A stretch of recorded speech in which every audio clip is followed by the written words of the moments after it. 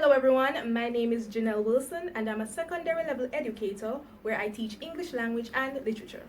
So it is no secret that we're in the midst of a pandemic that has caused much anxiety among all the stakeholders in education, especially the parents and the students. However, I will be sharing 8 very helpful tips that will not only help to ease some of that anxiety, but to also navigate parents and students as to how to move forward as we patiently await the reopening of schools.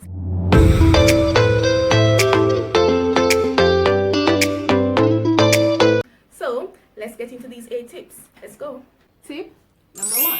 Ensure that you set a specific time at which students should go to bed and a time that they should wake up, similarly to when they would be going to school.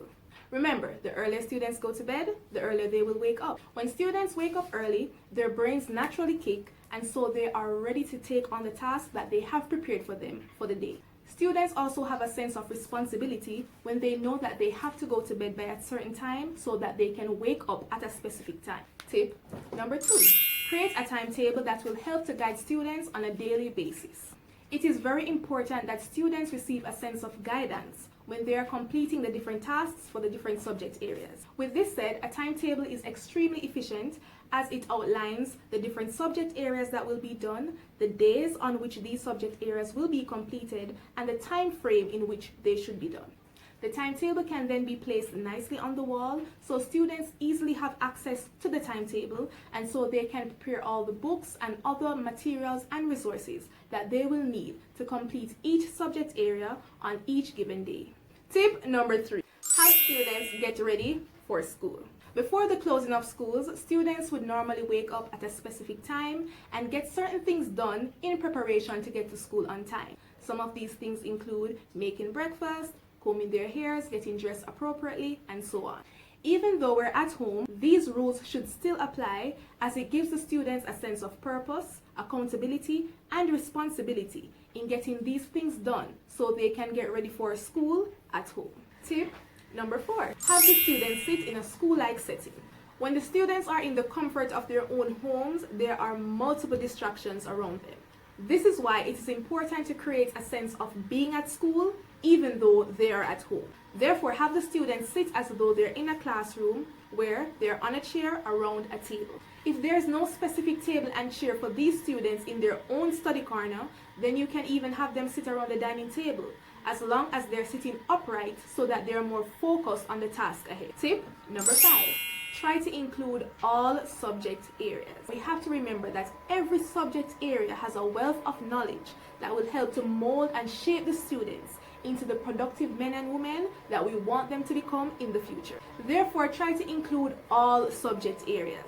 If there's a topic or a subject that you're not clear on, there are many resources that the students can use to help them to understand. Tip number 6. Even though the students are at home, still give them homework. Yes, it sounds pretty awkward to give them homework at home, but it is also important to remember homework is basically an extended activity that will provide the students with more practice so that they can better grasp a concept or a topic. Tip number 7.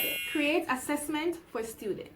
It is very easy for students to become demotivated because when they are at school, they're oftentimes assessed, and so it keeps them on their toes. Therefore, it is important to create assessments to give to the students. The assessments can be done on a weekly basis or even on a monthly basis. Always provide some form of assessment for the students to keep them on their toes and to keep them focused, and to also ensure that they are learning or grasping the topic or the concept that they are completing or they are focusing on.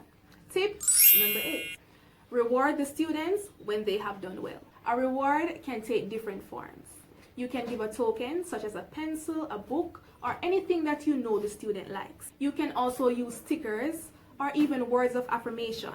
Words such as very good, excellent job. These really motivate the students. You can even kick it up a notch and create a nice frame out of cartridge paper and cardboard, whatever you prefer, and place the student's picture in the center of the frame with the heading Student of the Month. You can then place it at a nice position in the house where anyone who enters the home can see that that student is considered the Student of the Month. So those were my 8 tips, and I hope you found them extremely helpful. I know these are trying times, but we all have to work together as stakeholders to ensure that our students are provided with the top tier education that they deserve. Thank you so much for listening, and take care, everyone.